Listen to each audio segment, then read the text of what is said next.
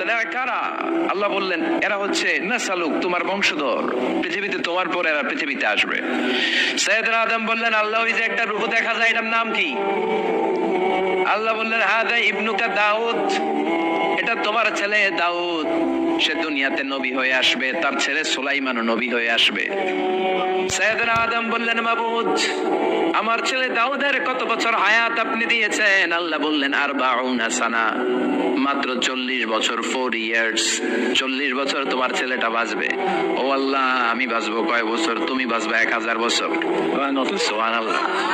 সাইয়েদনা আদম বললেন মাবুদ এত ফুটফুটে সুন্দর আমার ছেলে দাউদ মাত্র 40 বছর দিলেন কেন? জিদ মিন উমরি, বাড়ায়া দেন। কি করেন? সুপারিশ করতেছে পোলার লাইগা কে? আল্লাহ আপনি বাড়ায়া দেন। আল্লাহকে বাড়ানো যাবে না, লেখা হয়ে গেছে রুফিআতিল আকলাম ওয়া জাফফাতিস সুহুফ, কলম তুলে নেওয়া হয়েছে আর কালি শুকায় গেছে, আর কিছু করা যাবে? সাইয়েদনা আদম বললেন মাবুদ আমার 1000 বছর কেন দিলেন? আমার এই সুন্দর ফুটফুটে ছেলেটারে মাত্র শুধুমাত্র 40 বছর কেন দিলেন? ও মাবুদ আমার 1000 বছরের দরকার নাই, আমার 1000 বছর থেকে 60 বছর আমি আমার ছেলেরে দিয়ে দিলাম। দাউদ আলাইহিস সালাম বাঁচবে 40 বছর, তো বাপ আদম যদি আরো 60 দেয়, 40 আর 60 নিলে কত হয়? ভালো হিসাব বুঝে 100। আর আদম আলাইহিস সালাম পেয়েছিলেন 1000 বছর, 60 কমে গেলে রইল কত? 940 বছর পৃথিবীতে থাকার পরে মালাকুল মাউত চলে এসেছে, কারণ এটা on time. The death will come on time, it never late, কখনো দেরি হয় না। আল্লাহ বললেন লিকুল্লি উম্মাতিন আজালুন ফাইযা জাআ আজালুহুম লা ইস্তাখিরুনা সাআতান ওয়া লা ইস্তাকদিমুন। মৃত্যুর একটা নির্ধারিত সময় আমি বেঁধে দিয়েছি, অন টাইম, অন টাইমেই চলে আসে, 1 সেকেন্ড আগেও আসবে না, 1 সেকেন্ড পরেও আসবে না। 940 বছর বয়সে মালাকুল মাউত এসে হাজির, এসে বলল জিতু আন আকবাদা রূহাক, রূহ কবজ করতে আসছি। আদম আলাইহিস সালাম বললেন রূহ কবজ করতে আসছো মানে? আমি বাঁচবো তো 1000 বছর। কয় বছর? মালাকুল মাউত বললেন না না, ওই যে আগের কথা স্মরণ করেন, আপনি 60 বছর দিয়ে দিয়েছিলেন। কয় না আমি দেই নাই, আমি আরো বাঁচুম, আরো 60 বছর পাওনা আছি, আমি দেই নাই। মালাকুল মাউত বললেন আপনি দিয়েছেন? আদম বলে দেই নাই। মালাকুল মাউত বলে আল্লাহ ঘটনা দেখেন, দিয়া কয় দেই নাই। আল্লাহ কয় থাক, কথা কইস না, আয়া বর। আল্লাহ সুবহানাল্লাহ পড়েন। নাসিয়া আদম ফানাসিয়া বানু, ভুলে গেছেন উনি, আমরা ভুলে যাই, আমরা খেয়ে বলছি খাই নাই, নিছিলাম পকেটে, কয় নেই নাই। এরকম ডাকাইত আছে না নাই?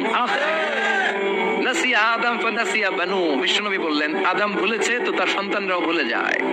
জাহাদা আদম ফাজাহাদা যুররিয়াতু, আদম অস্বীকার করেছে, তার সন্তানরাও অস্বীকার করে। সেদিন থেকে আল কিতাব ওয়া শুহুদ, মানে লিখে রাখার সিস্টেম আর সাক্ষীর সিস্টেম চালু হয়েছে। সুবহানাল্লাহ পড়েন। সুবহানাল্লাহ। 940 বছর বয়সে মালাকুল মাউত এসে আদম আলাইহিস সালামের রূহ নিতে পারে নাই। উনি 1000 বছর যখন হয়েছে তখন এসে সাইয়েদনা আদম আলাইহিস সালামের রূহ কবজ করেছে। যেই দিন পৃথিবীর প্রথম মানব, প্রথম নবীর রূহ মালাকুল মাউত দুনিয়া এসে কবজ করেছে, ওই দিনটাও ছিল জুমাবার। আল্লাহু আকবার। আবার বিশ্বনবী বললেন লা তাকুমুস সাআ ইল্লা ফি ইয়াউমিল জুমআহ ইযা যুলজিলাতিল আরদু জিলজালাহা ওয়া আখরাজাতিল আরদু আসকালাহা ইযা রুজ্জাতিল আরদু রাজ্জান ওয়া বুসাতিল জিবালু বাসসা। কিয়ামতের দিন পৃথিবীটাকে একটা প্রকম্পন দিয়ে কাঁপিয়ে দিবে কে? মারাত্মক একটা ঝাঁকুনি দিবে আল্লাহ, পুরো পৃথিবীটা কেঁপে ভেঙে চুরে খান খান হয়ে যাবে। এই ঝাঁকুনি আর আর্থকুয়েক, ভূমিকম্প এর ঘটনাটা যেদিন ঘটবে ওই দিনটাও হচ্ছে জুমার দিন। চিৎকার করে পড়েন সুবহানাল্লাহ। তার মানে আদম সৃষ্টি হলো জুমার দিনে, দুনিয়ায় নামিয়ে দেওয়া হলো জুমার দিনে, তওবা কবুল করে নেওয়া হলো জুমার দিনে, রূহ কবজ করা হলো জুমার দিনে, আবার কিয়ামত সংগঠিত হবে জুমার দিনে। পড়েন সুবহানাল্লাহ। আবার বিশ্বনবী বললেন আর রমাদান ইলা রমাদান, এক রমজান থেকে আরেক রমজানের মাঝখানে যত গুনাহ হয় মাফ করে কে? তারপরে বিশ্বনবী বললেন আল উমরাতু ইলা আল উমরাহ, কেউ কেউ যদি একবার উমরা করে পরে আবার করলে 2 উমরার মাঝখানে গুনাহগুলো মাফ করে দেয় কে? আবার বিশ্বনবী বললেন আল জুমআতু ইলাল জুমআ কাফফারাতুন লিমা বাইনাহুমা, এক জুমার পর থেকে সামনের জুমা আসা পর্যন্ত যে সগীরা গুনাহগুলো হয় সবগুলো সগীরা গুনাহ মাফ করে দেয় কে? রজব শাবানে বরকতে দাও, রমজান মাসে গুনাহ ঝরাও, সপ্তাহ জুড়ে তুমি বরকতে দাও, জুমার দিনেতে গুনাহ ছড়াও, রজব শাবানে বরকতে দাও, রমজান মাসে গুনাহ ঝরাও। ঠিক কি না? তার মানে জুমার দিন গুনাহ মাফের দিন। সারা সপ্তাহে ভুল ত্রুটি অন্যায় যা করলাম জুমার নামাজের বদৌলতে সব গুনাহ মাফ করে দেয় কে? এই দামি দিনটাকে আল্লাহ ইহুদিদের দিতে চেয়েছিলেন, পায় নাই। আলহামদুলিল্লাহ কইবেন না? আলহামদুলিল্লাহ। ইখতিলাফ, তারা ইখতিলাফ করে হারাইছে এটা।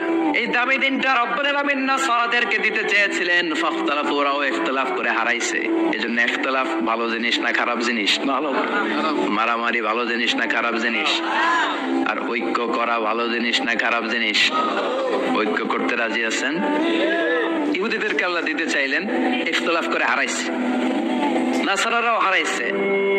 ফাজা আল্লাহু বিনা ফাহাদানা বিহাদা দ্বীন, রব্বুল আলামিন এই দিনটা আমাদেরকে দিলেন, আমরা ইখতিলাফ করি নাই, বিশ্বনবীর হাতে হাত রেখে ঐক্য করে ঘোষণা দিয়েছি জুমার দিন আমাদের সাপ্তাহিক দিন। সুবহানাল্লাহ।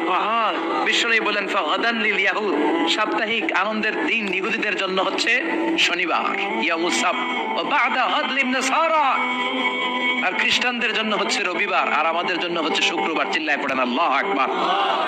তার মানে জুমার দিন, জুমাবারের মর্যাদা বেশি না কম? চিল্লায় বলেন বেশি না কম?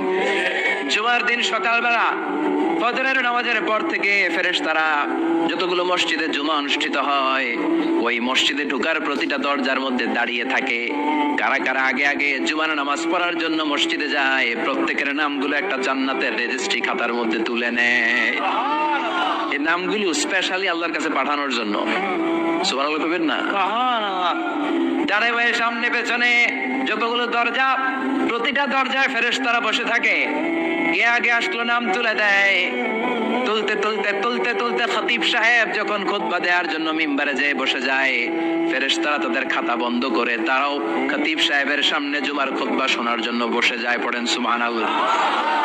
প্রথম জুমার দিন জুমার মসজিদে যে ঢুকবে বিশ্বনবী বললেন আল্লাহর রাস্তায় একটা উট কুরবানি দিলে যেই সওয়াব, এই সওয়াব আল্লাহ আমলনামায় দিয়ে দেন। সুবহানাল্লাহ। দ্বিতীয় পর্যায়ে যে ঢুকে বিশ্বনবী বললেন বাবা গরু কুরবানির সওয়াব পায়। 3 নম্বরে যে ঢুকবে বিশ্বনবী বললেন কাবসা, হাদিসের ভাষায় এসেছে আল কাবাস, কাবাস মানে হলো বকরি, বকরি কুরবানির সওয়াব। 4 নম্বরে যে ঢুকবে তার হচ্ছে দাজাজা, দাজাজা মানে মুরগি। 5 নম্বরে যে ঢুকবে বিশ্বনবী বললেন বাইদা, নোয়াখালীরা কয় বয়দা, আমরা কই আন্ডা, কুমিল্লায় কই ডিম। আছে না নাই? এক দেশের কত ভাষা, এক দেশের গালি আরেক দেশের বলি। আমরা বলি ছেলে, কুষ্টিয়ায় বলে পুত্র, আরেক জায়গায় গেলে বলে হুত, আরেক জায়গায় গেলে বলে ফোয়া। আছে না নাই? আছে। এক এলাকায় বলে বেটা ছেলে, ছেলেদেরকে বেটা ছেলে। মরদ হওয়া, মরদ হওয়া হইতে না, মরদ হওয়া হতে। আহা কি ভাষার বৈশিষ্ট্য। তো যেটারে আমরা বলি ডিম, কোথাও বলে আন্ডা, কোথাও বলে বয়দা। তো এই বয়দা আল্লাহর রাস্তায় দান করে দিলে যেই সওয়াব, পঞ্চম ব্যক্তি ওই সওয়াব পাবে। এই 5 জনের পরে আর লেখালেখি নাই, বাকিদেরটা নরমাল এন্ট্রি করে সব ফেরেশতারা খুতবা শোনার জন্য বসে যায়। সুবহানাল্লাহ। তো জুমার দিনে আগে আগে যাবেন তো? ইনশাআল্লাহ। সবাই রাজি আছেন? ইনশাআল্লাহ। চিৎকার করে পড়েন ইনশাআল্লাহ। ইনশাআল্লাহ। আলহামদুলিল্লাহ, আমরা এই জুমার দিনটাকে রাষ্ট্রীয় ছুটির দিন হিসেবে পেয়েছি, পাইছি না? 1984 সালে হুসাইন মোহাম্মদ এরশাদ সাহেব এই ভালো কাজ করছিলেন। উনি সব করছে জীবনে, স্বৈরাচারীও করছে, ভালো কাজও করছে। ঠিক। তো খারাপটা আর আমরা না বলি, যেটা ভালো এটাই বলি। উনার কারণে আজ অবধি এই 84 থেকে আজ 34 বছর বাংলাদেশের রাষ্ট্রীয় ভাবে সাপ্তাহিক ছুটির দিন কোনটা? আলহামদুলিল্লাহ কইবেন না? এই উসিলায় আল্লাহ ওনারে মাফ করুক।